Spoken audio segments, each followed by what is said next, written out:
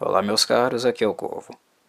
O tema de hoje novamente envolve o universo de The Witcher, e uma personagem que, curiosamente, desperta certo interesse e fascínio nos leitores, de forma até mesmo superestimada, eu diria.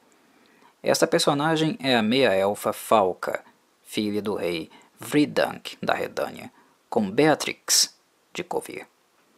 Seu nome é oriundo do termo Kvalska, que na língua antiga quer dizer falcão.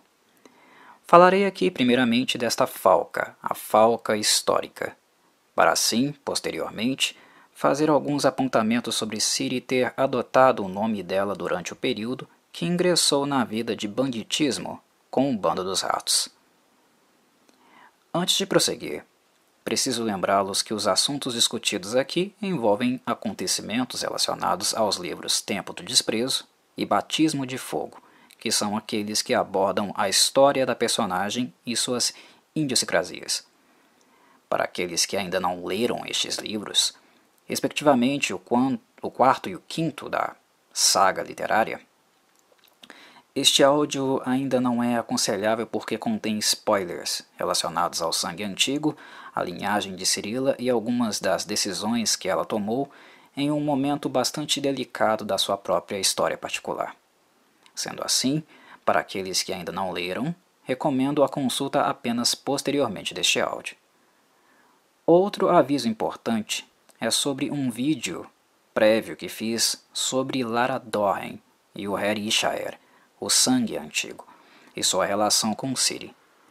Sempre que o assunto envolver personagens portadores ou que tiveram alguma relação com o Herishire, sempre vislumbraremos uma sucessão de acontecimentos que, em retrospectiva, nos levarão a Lara Dorren.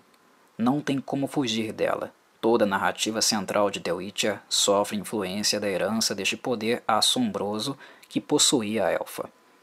Sendo assim, caso não esteja claro para o ouvinte quem é Lara Dorren e o que é o Herishire, eu sugiro também a consulta deste meu vídeo prévio. Deixarei o card acima.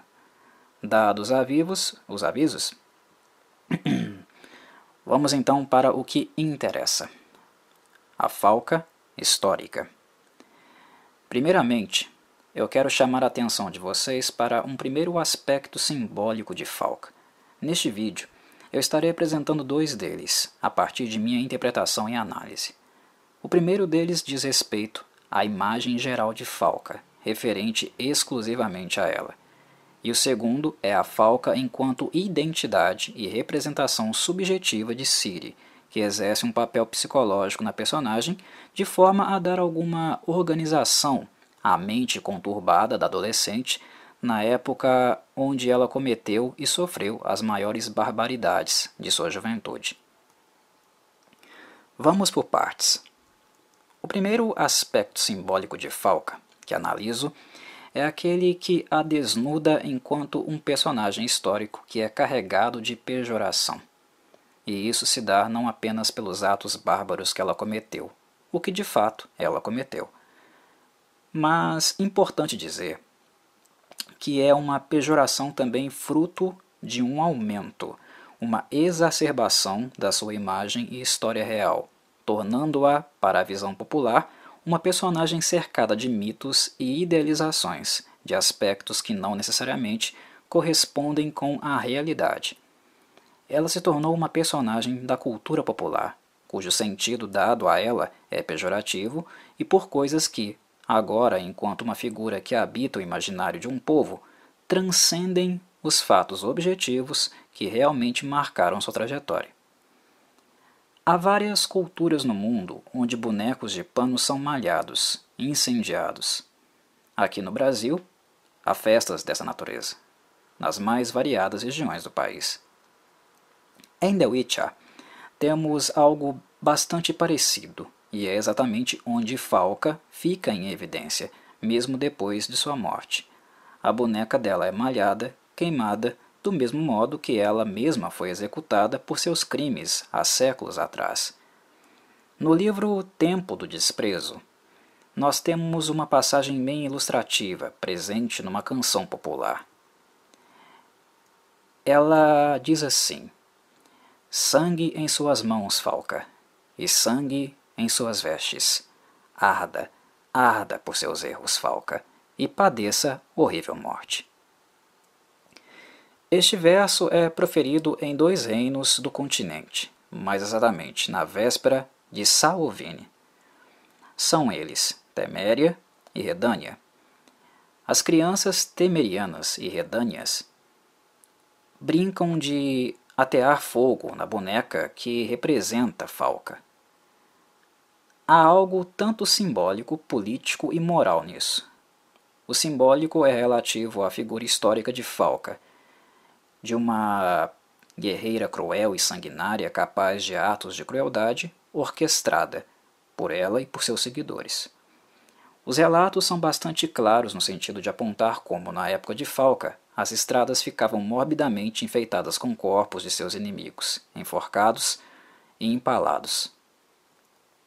E elas são tão vivas que habitam até o imaginário dos Scoia'tael, dos mais xenófobos deles, que se inspiram nela quando realizam seus ataques às demais raças. Como falei, a lenda transcende a realidade, e no imaginário das pessoas que malham Falca, a forma que ela assume na crença popular se tornou ainda mais assustadora. Isso não quer dizer que Falca não tenha sido cruel e assassina. Ela foi.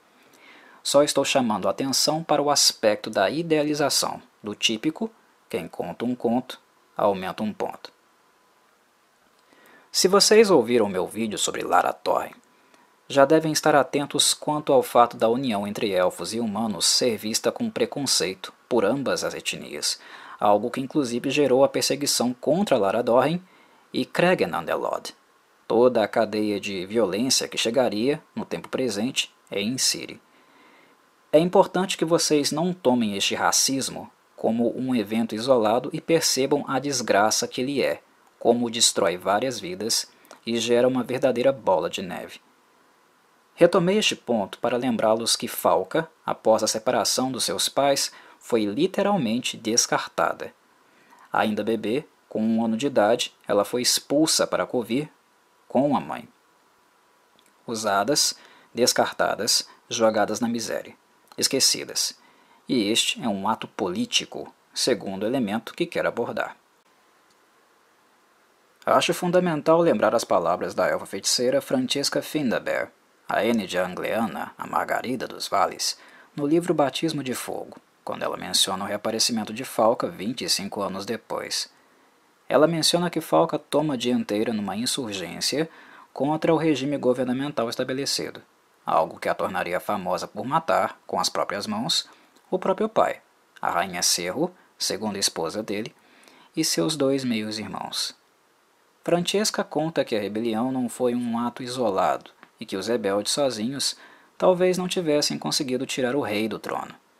Ela lembra, sabiamente, que grande parte da nobreza de Teméria e Kovir foi cúmplice, financiando Falca e os rebeldes. O desejo de vingança pessoal de Falca, uma simples camponesa e assaltante, não teria sido possível sem um jogo político nos bastidores, com a participação de outras pessoas que também estavam interessadas na morte do rei. Percebem os vários aspectos políticos presentes na cadeia de acontecimentos? A expulsão das meia-elfas, mãe e filha, em virtude da xenofobia, visto que a relação entre etnias era mal vista. Depois, o enfrentamento dos camponeses, a insurgência das camadas populares contra o governo regente, o interesse dos poderosos que se opunham ao rei, que encontraram em Falca uma oportunidade de, ao usar o argumento de uma legítima reivindicação do trono, já que ela possuía sangue real, eles conseguiriam assim dar fim ao reinado também. Francesca aponta o aspecto político que, de certa forma, fragiliza o simbólico. Ela mostra que, embora Falca tenha sido uma mulher sanguinária, ela não deixou de estar rodeada de outros monstros, até mais perigosos que ela. Estes que certamente a usaram como marionete para conseguir seus objetivos. Aproveitaram-se do ódio dela e ressentimento do proletariado para colocar fim a um reinado por meio do regicídio. Quando eu coloco estas duas dimensões em questão, o que eu estou tensionando aqui? Tensiono que o monstro que Falk se transformou na cultura popular não se trata de alguém santo. Vejam bem, eu não estou dizendo que Falka não era uma genocida. Sim, ela era. Uma mulher vingativa, amargurada, por ter sido descartada como lixo, e que transformou a mágoa em uma sede assassina. Mas também estou mostrando que outros monstros usaram este ódio dela para benefícios próprios. Pensem. Na dimensão simbólica, quem é a única que foi e continua sendo malhada? Quem se tornou o monstro? Apenas Falk. As pessoas não conseguiram perceber as minúcias, as particularidades e as articulações nos bastidores, como Francesca Findabair percebeu. Neste sentido, Falka foi sim uma assassina cruel, mas que historicamente foi usada também como bode expiatório para não arranhar imagens de outros canalhas conspiradores. Nenhum deles é malhado na véspera de Salvini, apenas a boneca dela. Conveniente, não? E como o povo é massa de manobra, não é mesmo? Francesca ainda nos lembra que havia vários grupos de camponeses que criavam revoltas e cometiam atos de genocídio, se aproveitando do momento, da rebelião de Falka. Francesca relata que a imagem de Falka passou para as lendas, infectou-as como se ela fosse um demônio sanguinário, o que de fato não deixa de ser verdade, mas ela deixa espaço para perceber, para acreditar que Falka possa ter sido também uma mulher que perdeu um pouco o controle da situação, de todas as bandeiras que estavam sendo levantadas pelos insurgentes, de morte aos reis, aos feiticeiros, sacerdotes e de todos aqueles responsáveis por lançar a vida de um povo na miséria. Francesca diz que tudo caiu apenas na conta de Falka, uma percepção bastante interessante da Margarida dos Vales, mas que ainda carece de outra análise, que é a terceira que farei aqui, a análise moral. É bom vocês não esquecerem quem é Francesca Findabair. Ela é conhecida como a rainha dos Aes Sedai, e como sua principal representante no continente, que é o mundo de The Witcher, a xenofobia que marca não apenas os humanos, mas também os elfos, é uma das bandeiras que ela própria levanta. Francesca nunca foi santa, e ela compartilha do desgosto e da antipatia que os elfos sentem pelos humanos. Compartilha do sentimento de superioridade. O mal que aconteceu com Lara Dorren e Kragnan the Lord é perpetuado também por pessoas como Francesca, pela maneira como ela e os elfos do continente avaliam a relação com os Dóin, os humanos. Por que estou chamando atenção para isso? Porque além da expulsão e racismo sofridos por Falk e pela mãe, que é um aspecto que também entra no campo moral, a postura da Margarida dos Vales está longe de ser neutra. Ao contrário, a leitura histórica que ela faz de Falka, apesar de assertiva, é também contaminada, e assim nós precisamos ter cuidado, selecionar com atenção aquilo que é concreto e ficarmos atentos aos interesses e à passionalidade de Francesca com aquilo que lhe convém. Francesca deu uma contribuição excelente ao quebrar com a imagem idealizada de Falk, como se ela fosse um demônio único, que com certeza ela não foi.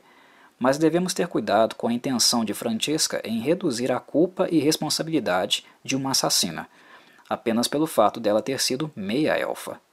Há um interesse pessoal em Francesca ao dizer tudo o que ela disse. Em suma, não é 8 e nem 80.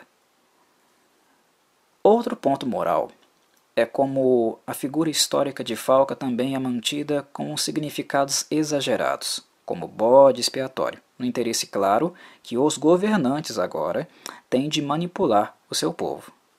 Aqui entramos de novo na moralidade, moralidade sendo utilizada como como meio de manobrar a massa.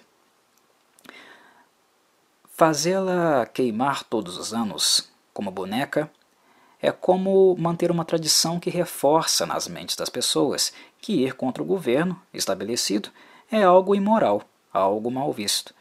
E, obviamente, isso é uma manipulação política que apela para o moralismo, para a paixão, com o objetivo de deixar o povo adestrado e evitar novas insurgências. Nenhum governo é acrítico, ou está isento de críticas, pelo contrário. Mas, como é de se esperar, não é conveniente para quem está no poder ser alvo de questionamentos, e os governantes tentarão fazer o máximo para criar mecanismos culturais que impeçam o povo de questioná-los. Apelar para a moralidade é um deles.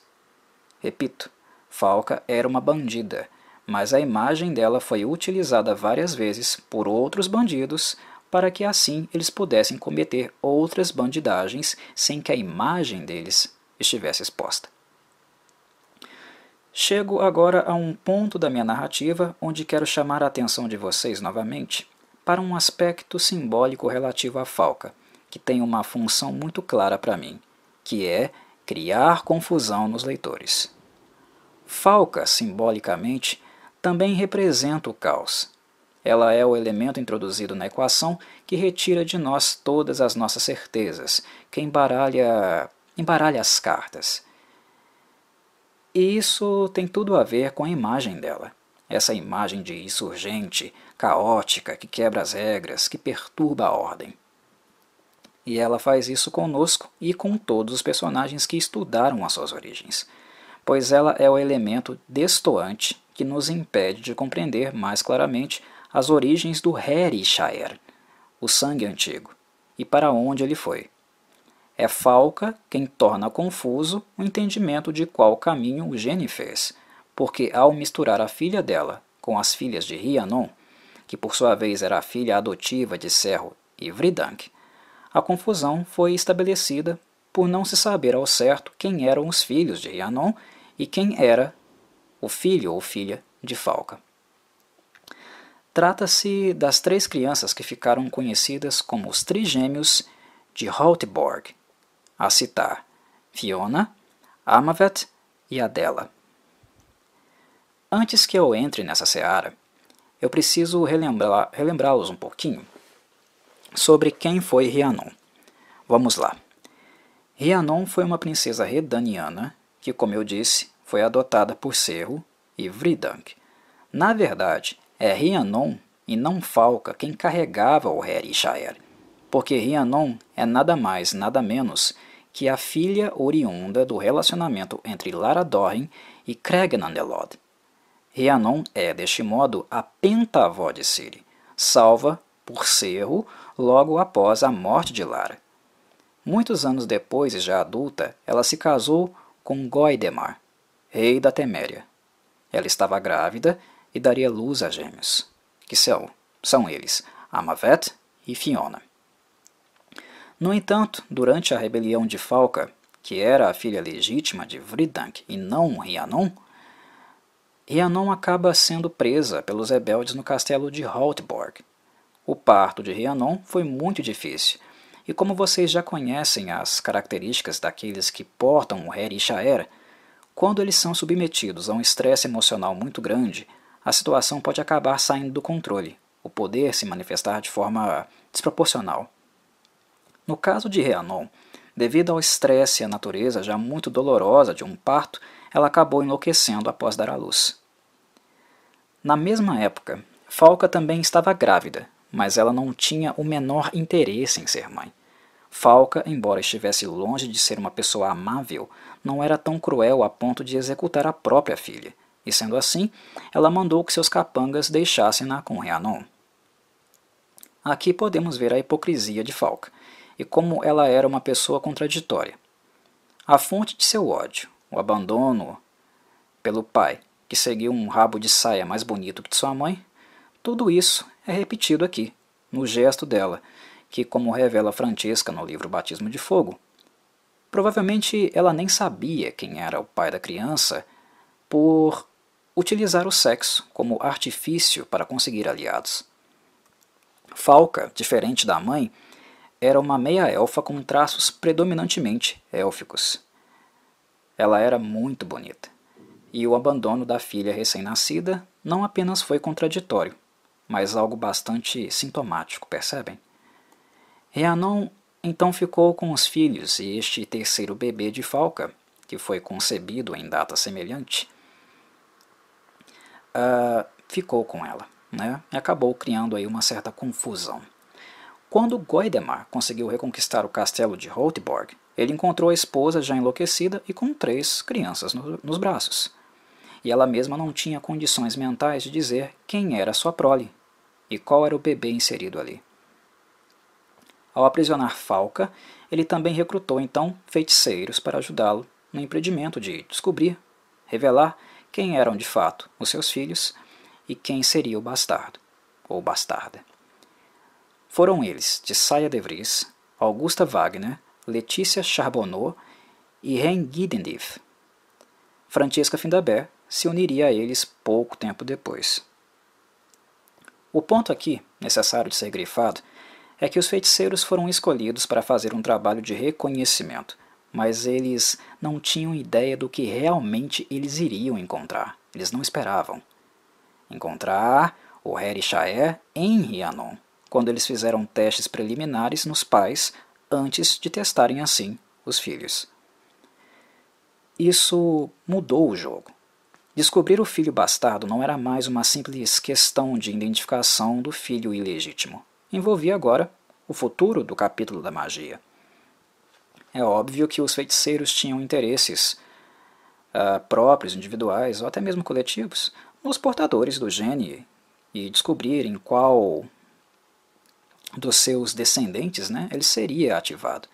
É necessário lembrar que há também um gene ativador do poder do Herishire, que nem todos os herdeiros possuem esse gene ativador. Chegamos à conclusão, com o decorrer da narrativa dos livros, né, que o Herishire estava de fato com Fiona, e que Francesca errou por acreditar que ele estava com Amavet, e que na verdade era a dela, a filha de Falca. O erro dos feiticeiros fez com que, a longo prazo, eles ficassem perdidos na procura do gene. Sobre Goidemar e o fato dos feiticeiros não terem revelado com exatidão quem era a criança bastarda, no caso a dela, Francesca usa o argumento de que isso seria algo cruel, visto que ele assassinaria a pobre criança. Mas conhecendo os feiticeiros como conhecemos, é algo que sabemos que este papo dificilmente cola. O fato de a dela existir poderia ser usado posteriormente como trunfo para eles, e por eles. Quando há uma criança a mais na equação, e poucos feiticeiros conhecem, de fato, os herdeiros reais do Herishire, no caso Amavet e Fiona, certamente eles, no caso, estariam criando mais dificuldades para outros feiticeiros ou interessados rastrear esse gene. E pelo menos foi assim até que Adela e Amavet faleceram, o que fez com que apenas Fiona sobrasse, mas não sem que Amavet tivesse deixado herdeiros e complicasse um pouco a equação, o mistério. E é onde a confusão de quem teria o gene ativador começou. E Goidemar, ele nunca pressionou os feiticeiros por uma resposta concreta? É essa a pergunta. Bem, a questão é que o rei foi enganado e manipulado pelos feiticeiros, recebendo pareceres de que eles não podiam precisar ter certeza, dizer com certeza quem era o bastardo. Francesca mexeu os pauzinhos dela, deu um jeitinho de fazer isso, de enrolar o regente. E tampouco ela revelou também que o Herishire, o sangue antigo, estava em questão. Foi tudo mantido em sigilo. As crianças foram crescendo, os pais e todo o castelo se acostumando com elas e suas travessuras. E assim, o assunto perdeu apelo. O próprio Goidemar não quis mais saber. Francesca diz que Goidemar, para um rei, até que era uma pessoa bem menos neurótica, algo raro para alguém na posição. Rhiannon recuperou a sanidade depois de um tempo, mas ela não conseguia se lembrar exatamente de quem eram os seus filhos. Não era o legítimo. Isso passou também, deixou de importar com o tempo. Então, o assunto foi esfriando, esfriando, e tudo isso era conveniente para os feiticeiros, é claro. Adela acabou puxando o espírito da mãe biológica, Falca.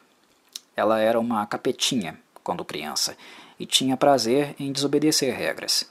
Francesca conta que durante uma epidemia de peste negra, mesmo sobre protestos de Goidemar, ela insistiu em ajudar sacerdotes em um hospital ao pé do castelo, tentando curar crianças doentes. Ela acabou contraindo a doença e morreu com 17 anos. Já Amavet morreu um ano depois, assassinado por um marido traído, mas não sem antes engravidar a condessa Ana Kameni, de quem viriam, assim, surgir os seus descendentes. Rhiannon morreu deprimida. A morte de Adela e Amavet a afetou muito. Não creio que tenham restado dúvidas na obra sobre o caminho do gene e sobre o fato de Falca não ter absolutamente nada a ver com o sangue antigo. Os leitores se equivocam e ficam um pouco perdidos quando o gene ativador passa a ser levado em consideração. Quando a feiticeira nilfgaardiana, a Siriva Anahid, aponta o equívoco de Francesca. Isso acaba gerando certa confusão, acredito, quando as conclusões que Jacob Fenn tirou, aquele mesmo que tinha Codringer como sócio, são somadas a essas considerações. O equívoco de Fenn, mais as informações de Francesca e a conclusão do equívoco dela, mostrada por Anahid, a Sirivara Anahid, eu creio que acaba criando um pouco confusão nos leitores, porque eles não deixam, no caso, de considerar o equívoco de Jacob Fenn. Fenn comunicou a Geralt que acreditava que Fiona era a filha de Falca, e não a dela, antes de ser assassinado por Shirro. E é algo que sabemos que não é possível, porque o Heri Shaer descende de Lara Dorren, e não de Falca, e ambas eram contemporâneas, viveram na mesma época e não possuíam relações sanguíneas. Fenn errou, mas por alguma razão, a qual eu, o Corvo, não consigo entender, os leitores continuam dando trela para a sua imprecisão. Como a explicação de Francesca, aberta, mas explícita para nós, com a explicação dela e a relação de equívoco mostrada por Assiri, eu creio que as dúvidas poderiam ter se dissipado tranquilamente. Mas bem, e que destino teve Falca? Acredito que o que aconteceu com ela e a forma que ela foi punida também é muito importante, do ponto de vista histórico e sociológico, para compreendermos a associação equívoca que fazem do Heri Shaer, o sangue antigo, com a figura dela. A morte de Falca foi tão bárbara, e suas palavras finais em tom de maldição tão marcantes, que passaram a assombrar o imaginário popular. E novamente eu insisto, nós temos que levar em consideração que a população celebra este acontecimento sempre antes do Salvini, ou seja, eles não deixam a crença morrer. Sendo assim, é como se ela estivesse em processo constante de atualização. Citarei integralmente Roderick de November, no que ele descreve na sua obra A História do Mundo, volume 2, Os Últimos Momentos de Falca. Ele escreve: quando atearam fogo à pira da criminosa e as chamas a alcançaram, começou ela a insultar os guerreiros, barões, feiticeiros e senhores do conselho presentes na praça com palavras tão terríveis que todos foram tomados de horror. Embora antes tivessem umedecido a pira para que a diabólica criatura não queimasse rápido demais e pudesse sentir toda a tortura de viva ser queimada, agora imediatamente ordens foram dadas para jogar gravetos secos, a fim de o ato terminar. Mas na verdade deveria um demônio estar naquela maldita, pois apesar de pipocar no meio de fagulhas, não soltou um grito de dor sequer, apenas se pôs a soltar terríveis maldições. Nascerá um vingador deste sangue meu, gritou a plenos pulmões. Nascerá do profanado sangue antigo, um destruidor de nações e mundos. É ele quem vingará o sofrimento meu. Morte, morte e vingança a vocês todos e a seus descendentes. Somente isso pôde gritar antes de morrer. E foi assim que morreu Falca, castigada por ter sangue inocente derramado. Bem, Vemos aqui elementos muito importantes. Primeiro, o fato da crença do sangue antigo estar associada ao fim do mundo. Esta crença é bastante antiga no mundo de The Witcher e disseminada na população em geral. Segundo, Falca foi desafiadora até na morte, e sua cólera era tão descomunal que ela conseguiu imbuir o medo naqueles que sadicamente assistiram sua morte brutal. Esses assassinatos horríveis eram feitos em praça pública. Os monarcas faziam questão do espetáculo horrendo como forma de dar o recado para o restante da população. A maior parte das pessoas é inculta, suscetível a superstições. As maldições proferidas por Falca, relacionadas com a crença e medos que já faziam parte do cotidiano dos povos há gerações, foi algo que fez com que a mística acerca dela aumentasse consideravelmente. São aspectos históricos e culturais que eu não poderia deixar de mencionar aqui. Bem, de modo a encaminhar esta minha narrativa para o seu fim, chegou a hora de falar um pouco sobre a figura de Falca e a relação que esta tem com Ciri. Até aqui espero que já tenha ficado claro que a relação entre as duas não é de sangue. Este nunca foi o caso. Portanto, eu, Corvo, comunicarei um pouco acerca das minhas impressões pessoais acerca deste tema e por que diabos Falca se tornou uma figura tão importante para Ciri, a ponto de ela usurpar seu nome e tê-lo mantido durante sua época com um bando dos ratos. Antes de tudo, precisamos lembrar como o Herishire, o sangue antigo, trouxe, do ponto de vista social, muitos malefícios, muito mais malefícios do que benefícios para Ciri.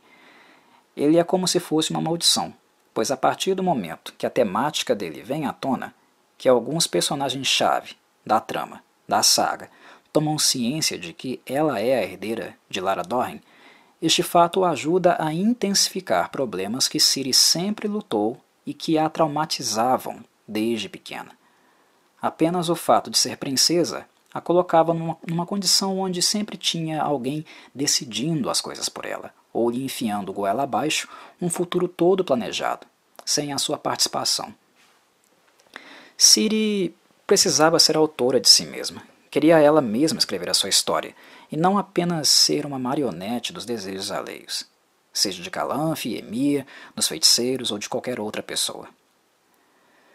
Basicamente, o único personagem que a olha e vê nela uma pessoa que enxerga Ciri apenas, e não rótulos como princesa ou portadora do sangue antigo, é Geralt. E Yennefer passaria a ter uma conduta mais humanizada com ela também, mas apenas quando a afeição passasse a crescer entre ambas.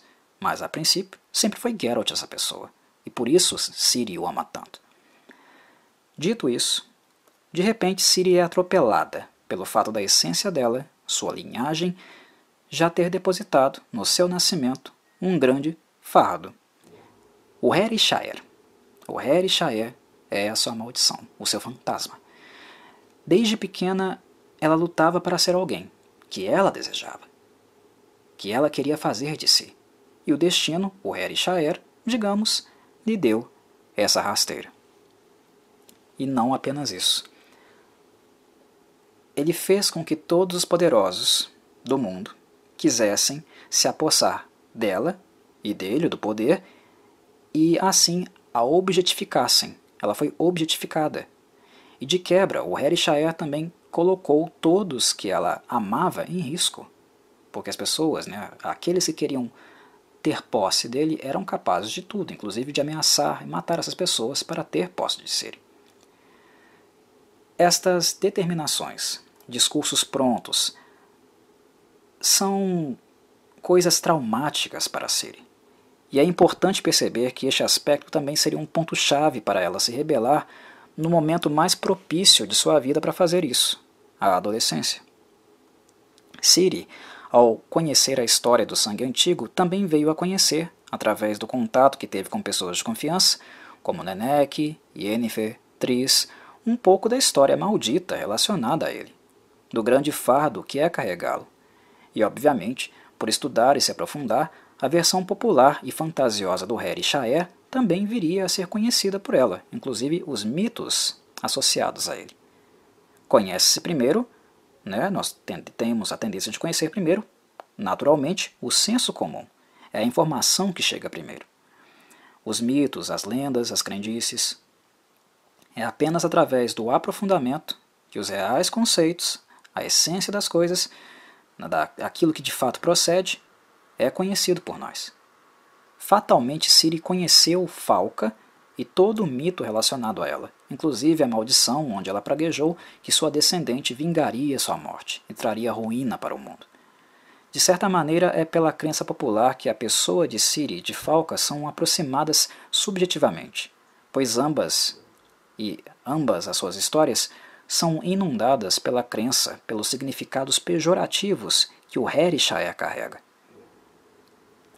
Dito isso, Falca ainda possui um elemento que é, digamos, compatível para quem Ciri estava se tornando, quando ficou completamente sozinha no deserto, longe de Geralt e Yennefer, e sem saber se alguma vez ela realmente voltaria a vê-los. Falca, simbolicamente, é o perfeito exemplo da rebeldia. Ela é um grande e gigantesco foda-se para regras, leis, tudo. Para uma adolescente machucada, perseguida, imatura e com um fardo de peso absurdo sobre as costas, uma figura como Falca é uma válvula de escape previsível. No entanto, há agravantes. Não foi apenas o abandono, mas também outro momento muito específico da obra, quando Ciri estava desprotegida e angustiada, que o caldo entornou mais um pouco. Ela se permitiu fazer algo que Yennefer a havia proibido, visto o grau de periculosidade disso: canalizar magia através do elemental do fogo. Durante a análise que eu fiz, se não me engano do conto O Último Desejo, eu já havia mencionado como os Efritas, os seres naturais do plano elemental do fogo, são conhecidos pela sua natureza completamente caótica e também perversa. Eles são mais entregues aos desejos e sentimentos puros, sem censura. E o que acontece com Ciri é algo que identifico como um fenômeno da tentação. É tentação. Ela literalmente, por desespero, brinca com o fogo. E o fogo responde, tentando-a. É como se a entidade nas chamas usasse os elementos mais caóticos da mente de Ciri, do seu subconsciente, para fazer aflorar toda a sua raiva e fazer com que ela, com seu Herishire, virasse literalmente uma bomba atômica, causando morte, caos e destruição. A intenção era que ela consumisse tudo. O que é o fogo? Isso é o fogo. O que é o fogo, se não isso? É esta a função do fogo: consumir. Uma vez manifesta, a entidade atinge Ciri onde dói, aumentando seu sentimento de solidão e abandono, tentando aflorar tudo o que há de negativo no que ela estava sentindo.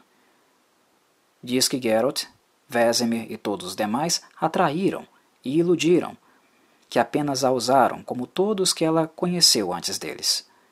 E tentou inflamá-la dizendo que ela era a portadora do sangue antigo, que era o ser mais poderoso deste mundo, o que de fato ela é, e que assim ela não precisava de nada e nem de ninguém, que ela condenasse todos a uma pira de chamas. E o que a entidade diz? Arda, Falca! Arda! Arda, Falca! A entidade conheceu Falca? Obviamente que não. Isso é manipulação. O que nós presenciamos nesta cena é o poder que ela possui de estabelecer um contato mental com Ciri e usar o subconsciente dela para tentar fazer com que ela se torne mais inclinada ao caos, ao abandono de tudo que ela preza e abraçar de corpo e alma a essência do seu poder, a essência do que é uma criatura com a tendência do fogo, que é a tendência da destruição. E no subconsciente de Ciri habitava, claro, Falca. Ela estava lá, e toda a sua simbologia. Falca morreu consumida pelo fogo, ainda tem essa. E na sua morte, Falca desejou que todos, por ele, pelo fogo, fossem consumidos. Falca, aquela que amaldiçoou o mundo. Querem um símbolo mais forte do que este, mais adequado para aquele momento, para manipular Ciri? Ciri não foi capaz de abrir mão dos sentimentos por quem ela ama, e assim renunciou o seu poder, que ficaria dormente por basicamente todo o arco dos ratos e só voltaria no fim da obra. Ela resiste à tentação. Mesmo destruída física e emocionalmente, ela não arde, não consome o que restou de suas memórias e sentimentos afetivos. O que, convenhamos, é um grande feito para uma adolescente no lugar dela. No entanto, esta outra experiência traumática vivida por Ciri deixou novas cicatrizes e ainda aflorou ainda mais psicologicamente a imagem de Falca, aquela que, consumida pelo fogo, renunciou tudo e desejou que o mundo ardesse. E por linhas tortas, este é o caminho que Ciri decidiria trilhar a partir dali, mesmo que de forma torta, e nem tão consciente assim. Ciri ficou realmente perdida e mentalmente desnorteada. Ela era imatura. Ela é uma criança. É importante a gente lembrar disso. A vida de Ciri como Falca se tornaria ainda pior, uma vida desgraçada, como a da própria Falca em quem ela se espelhou. E salvar aquilo que restou, daquilo que ela amou, foi ficando cada vez mais e mais difícil, embora ela nunca tenha aberto mão disso. Se salvou. Isso ela conseguiu salvar. Vale a pena recordar o momento onde, no livro Batismo de Fogo, a Ciri relembra: sou Falca, mas nem sempre fui. Andrei Sapkowski, no livro O Tempo do Desprezo, descreve os ratos da seguinte maneira: eles eram a escória. Era uma estranha mistura criada pela guerra, pela desgraça e pelo desprezo. A guerra, a desgraça e o desprezo os ligaram e os lançaram numa margem, assim como um rio caudaloso atira à praia pedaços de madeira enegrecidos e polidos pelas pedras. É importante notar o quanto esta descrição os aproxima da história de alguém como Falca. E também importante para pensar sobre quantas falcas existem no mundo, pessoas que não nasceram monstruosas, mas se tornaram como resposta a todo o flagelo que foram submetidas. O que é Ciri no meio dos ratos? Dava para ser Ciri, a Ciri de antes, e coexistir? Não. Não seria compatível. E, aliás, cicatrizes são indeléveis também.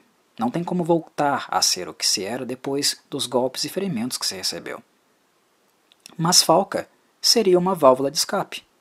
Tola, mas possível, pois a falca histórica tem elementos que são comuns entre ela e os ratos. Ciri, à sua própria maneira, também é um produto da guerra, da desgraça e do desprezo. Naquele momento, ela ainda não havia se tornado um monstro como Falca ou os ratos, e tinha uma escolha a fazer. Completamente destruída, frágil, débil, indefesa, e ainda por cima usada e abusada pelos ratos, inclusive estuprada, Missile a estuprou, algo da Ciri anterior passou a ser diluído e algo de uma falca histórica passou a florescer nela. E os leitores sabem que, a partir daquele momento, a coisa ficaria feia, lamentável, eu diria. Mas o que é importante, quero que notem aqui, é como existe um contínuo, uma historicidade que nos ajuda a entender como estas características e momentos da narrativa foram se edificando. Ciri perdeu absolutamente todas as referências que ela tinha. O elemental do fogo intensificou todo o sentimento de abandono e raiva, fazendo-a perder ainda mais do que ela já havia perdido. Naquele momento, ela praticamente já não tinha mais nada, e ela ainda perde. E temos que lembrar, estamos falando de uma adolescente imatura, com o maior dos faros do mundo de The Witcher para carregar nas costas, o Heri Shaer. Perder todos os referenciais e cair em total desesperança de algum dia tê-los novamente, iria fatalmente resultar em merda. E deu merda. A única coisa que Ciri não perdeu foram seus fantasmas. O fato de não conseguir viver uma vida autêntica, os estigmas que a atormentavam. Ela estava longe de conseguir superá-los, e um deles era ela tragicamente acaba abraçando, que é o estigma que é mais compatível com o símbolo que Falca representa.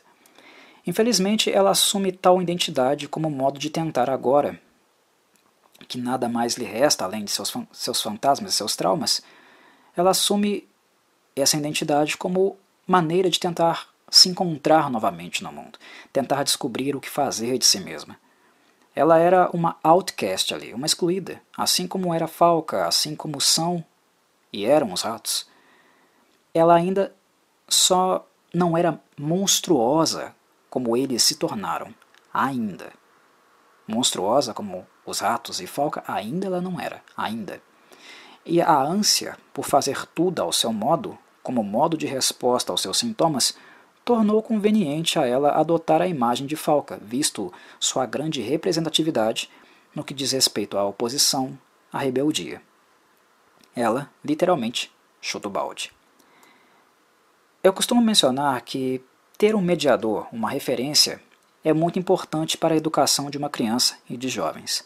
Mas ter uma figura de um mediador que te dá espaço para refletir e tomar decisões, que exponha as contradições, sem deixar de propiciar a autoria para a criança ou adolescente, é muito importante. Dar espaço para refletir e tomar decisões, sem deixar de expor as contradições, mas manter um nível de autoria. Isso é fundamental para eles, crianças e adolescentes, amadurecerem emocionalmente. Este alguém era Geralt, que Ciri perdeu. E não ter ninguém pode ser tão ruim quanto ser conduzida por um tirano que te subordina totalmente. A fase falca de Ciri foi deveras catastrófica. Era algo previsível. Felizmente, ela aprende muito com ela, mas à base de muito sofrimento, com surras e cometendo erros que poderiam ter sido evitados em uma configuração minimamente mais saudável. Mas bem, não é disso que se trata The Witcher. O mundo aqui não é bonito. Um abraço do Corvo, meus caros. Até a próxima.